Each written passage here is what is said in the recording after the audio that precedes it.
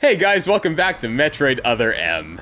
Or as I want to call it, Metroid Other Moron.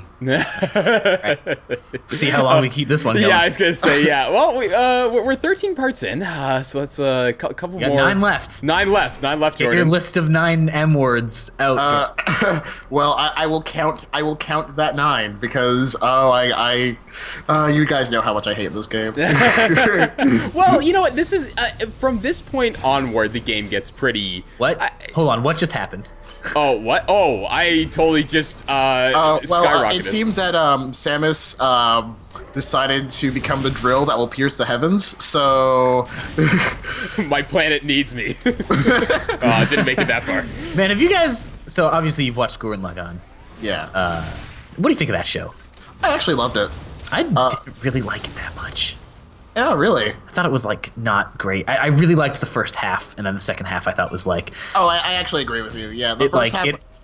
It was so close. It was so close to getting into some interesting stuff, and then just didn't quite make it there. I liked the second half, but yeah, I do agree with you. Like the second half was definitely not as good as the first half. Even though like by the last episode, it was like pretty hype.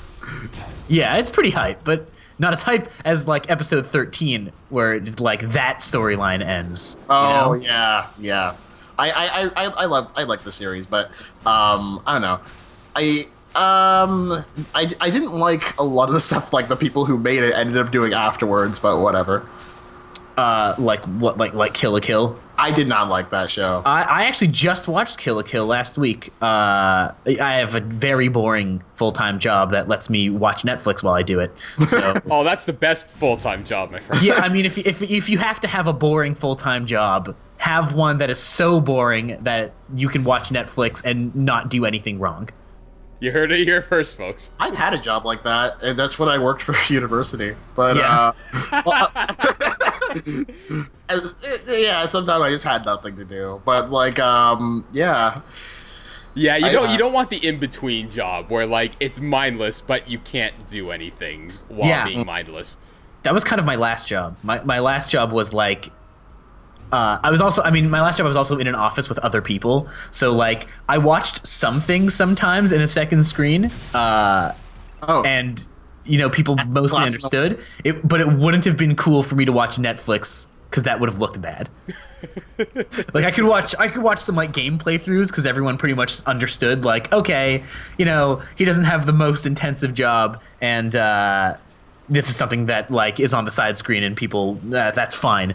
But I think like if I was watching a TV show, like I don't think that would go over so well. I could just see you doing the Three Amiibro commentaries like in your office. Yeah. Midway How through do you the know day. I'm not doing it right now? Yeah. Oh, we don't.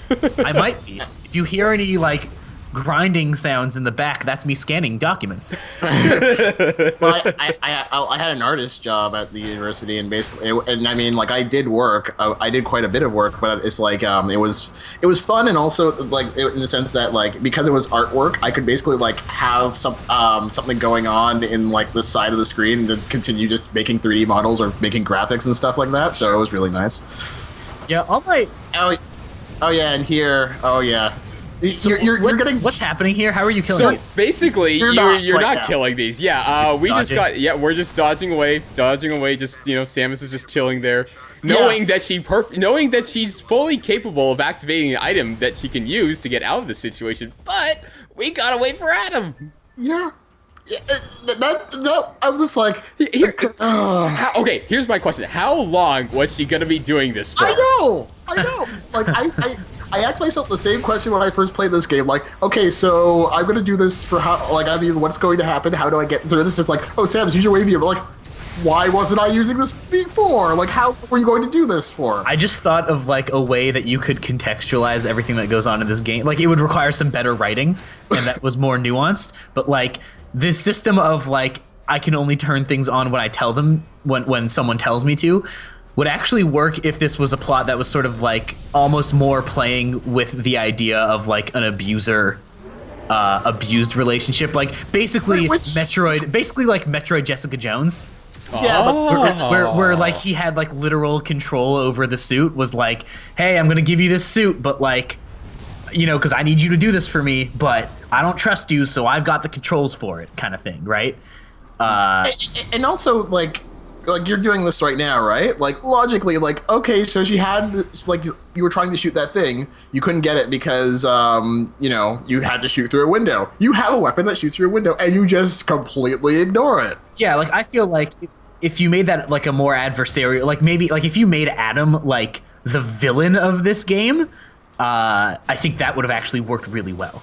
This like weird villain who's kind of on your side also. This is what Metroid Fusion did, because you find out near the end of the game that the reason you're only getting upgrades at certain intervals in the game is because the Federation doesn't want to overpower Samus, being afraid that the infection is gonna make her like a killer or something. And like that's a great way of contextualizing the upgrade system. What happened in Fusion? Because I haven't played that in a while. So basically, because in Fusion you get upgrades from the Federation. They upload something to like a data link, and then once you get to the computer room, But like I like the I like the reasoning behind it, because in that circumstance it was because they were like afraid of Samus getting upgrades too quickly to enhance for the suit, because they knew that the suit was fusing with her.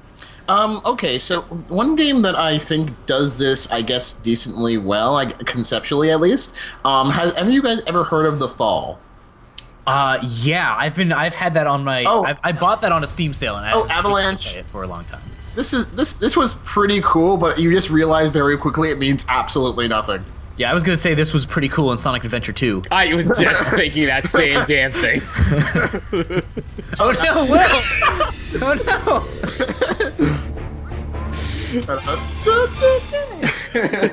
And that's the end of our playthrough, ladies and gentlemen. Thank you very much for joining us. This has been the Three Amiibros. Yeah, I didn't know you could die there. I was so caught off guard. I'm like, wait, what? Yeah.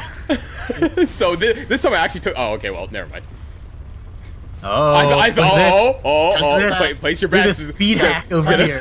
Strats. Faster. It's gonna fail second time. Yeah. I like those are your speedrun strats, right? Oh, totally. Yeah. A couple seconds off of there. Yeah, I'm all ready for ADGQ. Yeah. Yeah. So as I was saying, like The Fall. One thing, like basically, it's about an AI, and she's an AI in control of a person inside the suit, and she has to try and get him medical attention because they crash land and he's kind of dying. Right. So, but the thing is though that the AI is restricted with its abilities, so it has to unlock those abilities by basically almost trying to kill itself, because it only authorizes itself to use certain abilities when in absolute need. Right. So and The Fall is kind of a puzzle game too, right? So it's almost like it's a puzzle game. I wouldn't argue it's a particularly good puzzle game, because it has very stupid logic in some places. Okay. But yeah. But that's like a cool idea for a puzzle game of like you have to figure out how to put yourself in harm's way. It's kind of cool.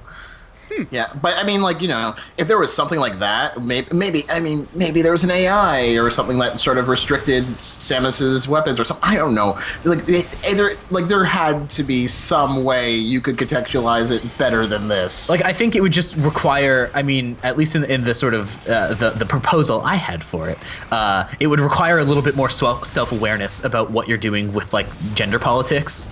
Like. It would require a little bit and a little bit less of like, I don't know. Here's a thing. That would be such an interesting like approach to it, but Nintendo would never do something like I can't see them doing something like that. Well, they've sort of done it, just like not on purpose. Yeah. Well, the thing is, though, like, I mean, it makes me feel very sad that I had high hopes for this game, because, I mean, I should have known from the very beginning, because I'm just like, wait a second, this is being developed by Team Ninja. Oh, crap.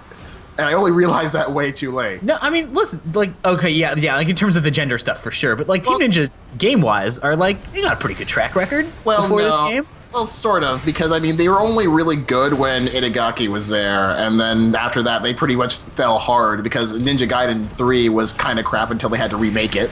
Yeah, but then, also, let's not give too much credit to Itagaki, because Devil's Third just came out recently, and apparently that is just hot trash. Yeah, I heard. Who knows? It's fair game. I also actually like the Dead or Alive games. Like they're not super deep as fighters, but they're a good time. They're I like solid. I like the Dead or Alive games. I don't like the Dead or Alive games. I mean, you're talking What about I Dead or mean. Alive Extreme Beach Volleyball, right? Yeah. Yeah, sure. I actually heard that first game was like a pretty good volleyball game, Which all things surprised me. considered. I don't think people buy it for that reason.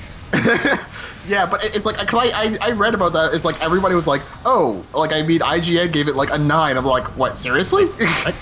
Yes, they seriously did. There wasn't a lot of water in it. Sorry. Yeah, but this game, like, I do like. I still like other, like, I can go back to this game and just have a good time with it. Again, not for the story, but I don't get the. I feel like the combat always stays pretty fresh. The enemies are, I mean, this thing just comes out of nowhere. Actually, that's one of my biggest complaints too, because all the crap in this game just comes out of nowhere. There's no, like, I think we sort of touched on this in the past games. Like this space or everything in this game just does not feel natural or alive. It just feels it's all staged. Yeah, I don't like the base itself. It feels like even the the fake and the virtual environments, I feel like are like they just feel so fake. Like it's like the scientists didn't even try to make a passable environment for the creatures they're inhabiting. Yeah. But like, the enemies. Like again, this one's perfect. It's such a. I don't know. Like the thing's terrifying. Look at that. Like, But I it feel comes like out of they're nowhere. all. I feel like a lot of the character designs are cool individually. Yes. And then maybe just don't all come together in that way that you really want them to. Right? Well, I mean, the space pirates are a great example. Like here, like again, space pirates are usually the enemy that you encounter at the oh shit part of the game. Things are getting real. But here, Sure. they're just sort of thrown at you as mooks, as the Goombas of this game. I don't like the tenuousness of the space pirates. Like I don't like that they don't have any sort of design element that sort of ties them together. It's just like, oh, here's a big enemy. I guess it's a space pirate. Well, I mean, usually they do. It's just that in this game, not so much. The only space pirate I can think of is that guy. Well, I guess Ripley. Yeah, Ridley? well, he's a commander, but I mean, there is a general sort of space pirate type. Are they all dragony? Is that what ties them all together? No, they like the space pirates are actually like crabs. Oh, yeah, I I'm not find really that sure how weird. Ridley ties into it because it's like, wait, but Ridley's like a full-on dragon. Yeah, that's true. We were just on an elevator, and I wanted to ask you guys what you guys thought about elevator fights in games in general. I think it can be good if they sort of take advantage of it. I mean, I was playing there's an elevator fight in Metal Gear Rising: Revengeance, and Okay, I mean, yeah. you can it's really interesting because you have to deal with all these enemies that can completely curb stomp you, and then the fact that you have very little room to dodge them, and then you can also, I think, can push a few of them over the edge. So I mean, when they sort of take advantage of the fact that they are in that kind of environment, yeah. That last fight, not really, because I mean, Sure. you can't. It's basically just you have roughly the exact amount of room you typically have when fighting Right. any other enemy, and it's only there for spectacle. Yeah, I really like wouldn't- it. Oh, sorry. Go ahead, Dan. I really like elevator fights in like beat 'em up, like old school beat 'em up games where you don't have to worry about movement and you're just like socking people all over. I'm a big fan of that. I don't like them. Ever since playing like Mega Man X in particular has a ton of those sorts of tropes, and they can enemies if they can really corner you in at the worst time possible, and then it just gets so repetitive if you die because it's a one-hit kill if you get squished by the elevator. Basically, same thing yeah. with the Sonic games. Most platformers are like that, but I've seen the trope so many times. I've gone through the trope so many times. I've been killed by the trope so many times. I don't need another elevator sequence, and it's interesting you bring it up now because this is I agree with Jordan. I wouldn't necessarily call that an elevator sequence. I would call it another Metroid other M fight on an elevator. But yeah, it doesn't have the same sort of Like the feel shift? Yeah, the feel shift Yeah. as an elevator. Like it's really just a platform. Yeah, like I mean, it's basically like, does this environment change the fight in any other way as like that is different than normal? No, it doesn't. No. Sure. Yeah.